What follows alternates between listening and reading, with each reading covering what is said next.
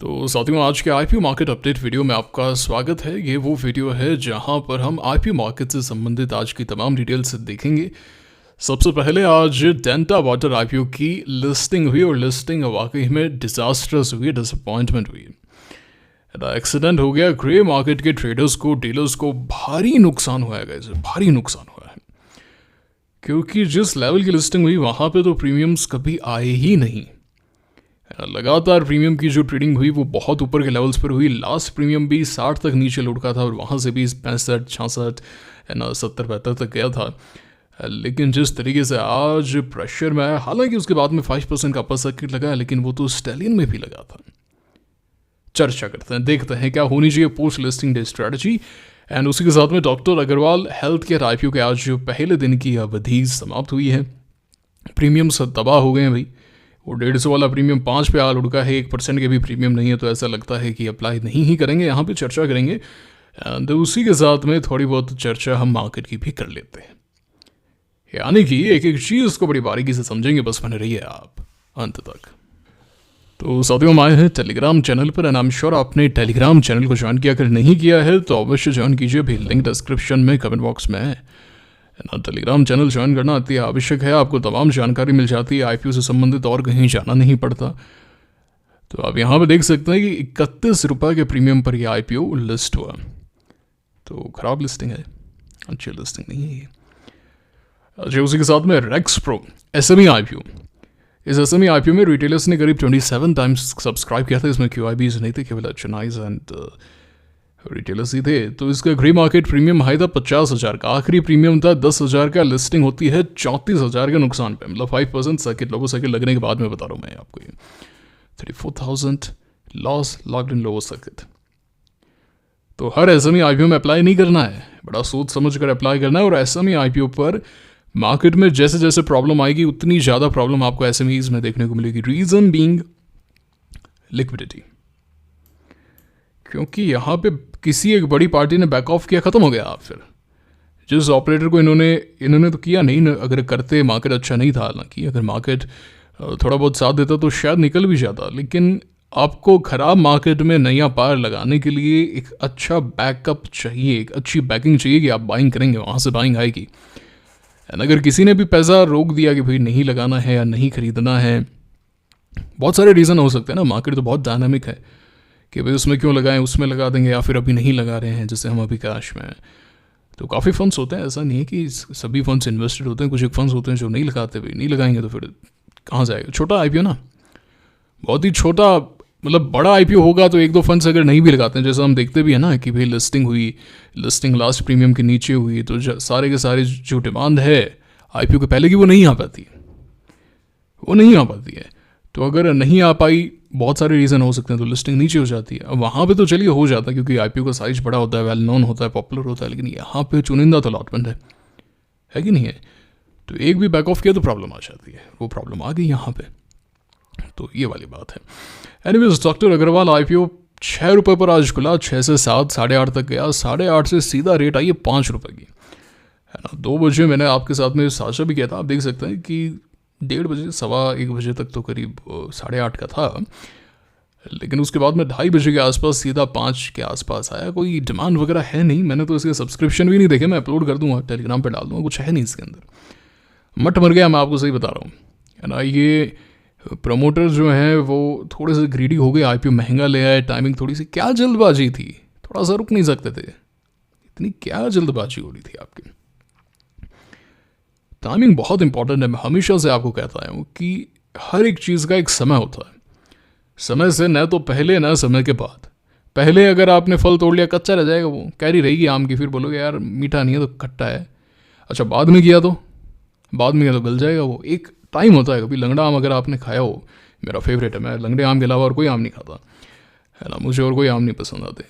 तो वो जो लंगड़ा आम होता है उसकी एक सुगंध आती है अलग सी, वो आपको पता चल जाएगी। वो कच्चा होगा तो वो दबाने पता चल जाएगा नहीं है ये, और अगर वो पका हुआ होगा तो बहुत ज़्यादा दबेगा, थोड़ा सा मतलब ख़राब सा हो जाएगा, फिर मज़ा नहीं आएगा आपको, सुगंध भी अजीब सी हो जाती है, वो काफ़ी ज़्यादा दबी हुई सी फिर स्मेल हो जाती है एक। और वो एकदम अगर पका हुआ है तो वो होता है। वो सेम चीज़ यहाँ पे है आईपीओ के अंदर, ये काफ़ी ज़्यादा इंपॉर्टेंट है।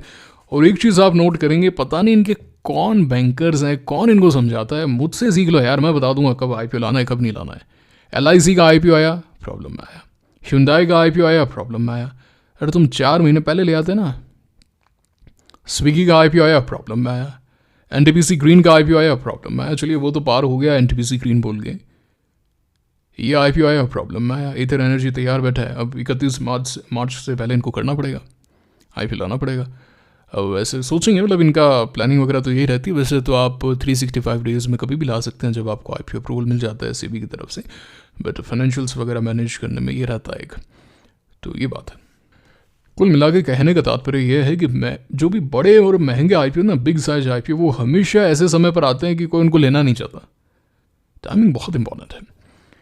एनीवेज, ये डेल्टा वाटर आईपीओ की बल्क डील्स हैं। एक बल्क डील आई है, बाइंग है। तो क्या करें इसका? बाइंग वगैरह से कुछ नहीं होता इनसे, है ना। देखिए क्या होता है, कोई भी स्टॉक को ऊपर जाने के लिए you need continuous demand, and demand भी ऐसे नहीं। देखिए डिमांड तो है ही ना, कोई सेलर है तो बायर भी है, कोई सेलर है तो बायर भी है, तो यानी डिमांड तो है, but demand should be greater than supply.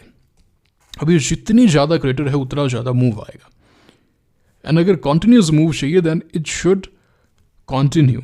ये चीज़ होनी चाहिए कि भाई 3-4 दिन भी अगर बाइंग चल रही है तो भी इतनी सप्लाई नहीं आ रही कि सारी की सारी डिमांड को सेटिस्फाई कर सके। तभी अगर आप देखें तो काफ़ी सारे ब्रेकआउट्स होते हैं ना, कि भाई रिटेल ब्रेकआउट था, रिटेल ब्रेकआउट के कारण स्टॉक तो ऊपर जाता है लेकिन फिर नीचे आ जाता है। ऐसा इसलिए होता है क्योंकि केवल उस 5-10 मिनट के लिए ही जो डिमांड है वो ग्रेटर देन सप्लाई होती है, क्योंकि ये रिटेल ही डिमांड होती है, रिटेल ही सप्लाई होती है, ओवरकम हो जाती है तो वो 5-10-15 मिनट, आधा घंटा तक एक्शन आ गया। लेकिन जैसे इंस्टीट्यूशंस आएंगे, सप्लाई का जो पलड़ा है वो भारी हो जाएगा। सीसो खेला ना बचपन के अंदर, कैसा होगा? हाँ ऐसा, यही वाला तो, ये वाला जो गेम होता है खेला है ना आपने, स्कूल के अंदर खेला होगा, तो वही है बस। अगर यहाँ पे कोई भारी बैठ गया, जैसे बचपन में होता था ना, 2 एक जगह बैठ जाते थे, या कोई भारी दोस्त बैठ गया तो फिर इसको नीचे करके दिखा दो आप, सेम चीज़ है, बेसिक्स वही है। तो वो 5-10-15 मिनट के लिए तो ठीक है ओवरकम हो जाता है, लेकिन उसके बाद में ओवरकम करने के लिए आपको इंस्टीट्यूशनल डिमांड चाहिए, या फिर इंस्टीट्यूशनल सेलिंग नहीं आती है। तो ये जो छोटे स्टॉक होते हैं आप देखते हैं वो काफ़ी ज़्यादा मूव करते हैं, मतलब अपर सर्किट पेपर सर्किट लग रहे हैं। ऐसा क्यों होता है? क्योंकि इंस्टीट्यूशनल सेलिंग नहीं है।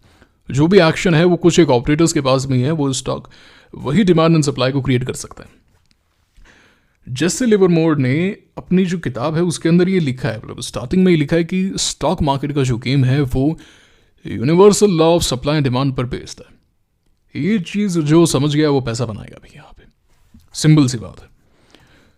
देखिए, you will still make losses 50% of the time, will be wrong. जब आप रॉन्ग होंगे you have a stop loss, and जब आप राइट होंगे you make more money than your stop loss. That is altogether a different thing, but you should be able to understand and differentiate if it is an institutional demand or a retail demand. Simple as that. Write it down right now. बहुत important line आपको बता दी है।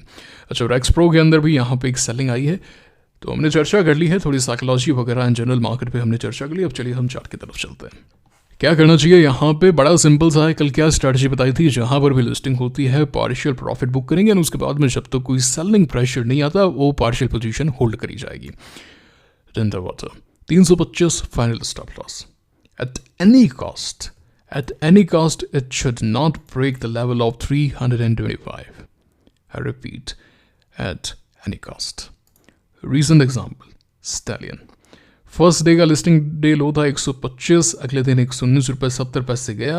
आपके पास में पूरा समय था, यहाँ पे 4-5% की रेंज थी, and after that you are looking at series of lower circuits. Another example, Mamta machinery. First day upper circuit, अगले दिन आप देख सकते हैं फर्स्ट डे का लो था 600, अगले दिन का लो था 598.50, ये लेवल 2 था। सीरीज ऑफ लोअर सर्किट, एक दिन ऊपर आने का मौका मिला लेकिन वापस से वही कहानी रही है। इंडोफार्म गलत नंबर्स पे आज काफ़ी अच्छा एक्शन पाया। नंबर्स इसके कोई खास नहीं थे लेकिन अच्छा खासा एक्शन देखने को मिला। प्रायोरिटी लिस्ट में ऐड कर सकते हैं, अगर 240 के आसपास आता है, रुकता है, देखेंगे। आज फर्स्ट साइंस ऑफ एक्शन हमें देखने को मिले। हालांकि कल के लिए मेरे पास में कोई सेटअप नहीं है, ना मेरे पास में अभी कोई होल्डिंग है। फर्स्ट साइंस ऑफ एक्शन देखने को मिले। मार्केट में सेटअप्स की कमी है, 1-2 दिन में क्लैरिटी आ जाएगी कि मार्केट किस डायरेक्शन में जाना चाहता है। सबसे बड़ा इवेंट तो सैटरडे को है ही मार्केट के लिए, जो मुझे लगता है कि नॉन इवेंट सा रहने वाला है। कुछ नहीं होगा, कहीं का भी नहीं रहेगा मार्केट, ऑनेस्टली आप देख लीजिएगा। यूनिमैक में थोड़ा बहुत एक्शन आया है, सेनोरस वगैरह ठीक है, थोड़ा ऊपर आए ना, ये सभी स्टॉक बहुत नीचे हैं, जैसे करारो, I don't want to watch करारो, है ना। जो मैं देखना चाहता हूँ वो बता देता हूँ।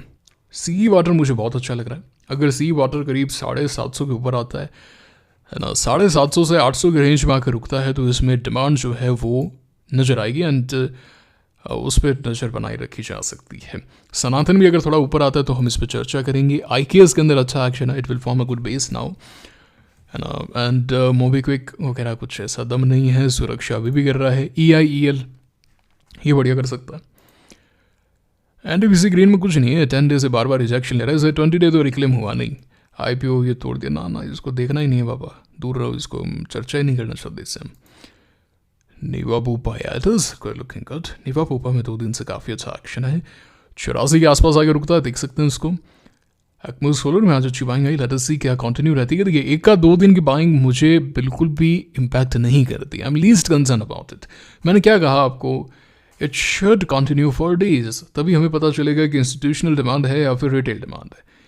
काफ़ी बार मार्केट ओवरसोल्ड होने के कारण, सप्लाई कम होने के कारण हल्की सी डिमांड भी करवा सकती है अच्छा एक्शन, बट क्या वो चीज़ कंटिन्यू रहेगी क्या, 1 आध दिन में पता चलेगा। सेजिलिटी यहाँ से काफ़ी बढ़िया हो सकता है।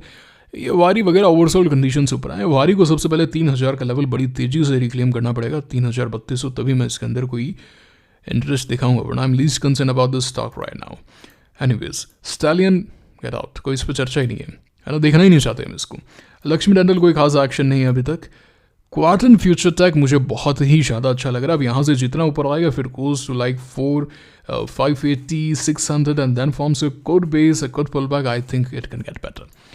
एंड ये मैंने कल बताया था आपको, अगर आप याद हो कल का वीडियो देखा हो तो स्टैंडर्ड क्लास पे हमने चर्चा की थी कि 10 डे को जितना जल्दी रिक्लेम करेगा उतना बढ़िया। अब कल थोड़ा और ऊपर आ जा, फिर 1 आध 2 दिन रुक जा, मैं इंटरेस्टेड हो जाऊँगा इसके अंदर। कल ऊपर आ जाओ, फ्राइडे को नीचे आ जाओ, सैटरडे को भी हो सके तो रुक जाओ, सोमवार को बाय करूँगा। सैटरडे को मार्केट खुला है इस बार, है ना। एनीवेज तो ये हमने थोड़ी बहुत चर्चा कर ली डेंटा वाटर पे। बाकी डॉक्टर अग्रवाल पे मैं कोई चर्चा नहीं करना चाहता भैया, कोई चर्चा भी नहीं करना चाहता। जो भी सब्सक्रिप्शन फिगर्स वगैरह हैं वो टेलीग्राम पे मैं पोस्ट कर दूंगा, आप बस टेलीग्राम चैनल को ज्वाइन कर लीजिए। ये था आज का वीडियो। क्या किया आपने इन IPO में बताइएगा मुझे, किस तरीके से देख रहे हैं आप IPO को, मार्केट को। आज आया है एक्शन, आया ऐसी बात नहीं है, मैंने कल कहा था 20% करेक्शन हो गया सीनेक्स स्मॉल कैप का। अब एक पुल बैक आएगा, वो डिफाइन करेगा कि क्या मार्केट यहाँ से ऊपर जाएगा या फिर नीचे आएगा। इस पर हम चर्चा कर लेंगे, कल परसों में चर्चा कर लेंगे। अभी शांति से बैठो, निश्चिंत रहो आप। जब भी आपको सही जानकारी देने का वक्त होगा मैं अपने आप बता दूंगा समय के अनुसार, है ना। निश्चिंत रहो आप, कोई आपकी काम की जानकारी होगी वो मिस नहीं होने देता हूँ मैं। जैसे IPO के अगर कोई इंपॉर्टेंट इन्फॉर्मेशन होती है या तो टेलीग्राम पे डाल दी जाएगी, और अगर वीडियो बनाना जरूरी है तो मैं दिन में डाल दूंगा, पर डालूंगा ज़रूर, ये आप जानते हैं इस बात को। ठीक है, तो फिर ये था आज का वीडियो, मुलाकात होगी आपसे अगले वीडियो में। Signing off now, thank you very much.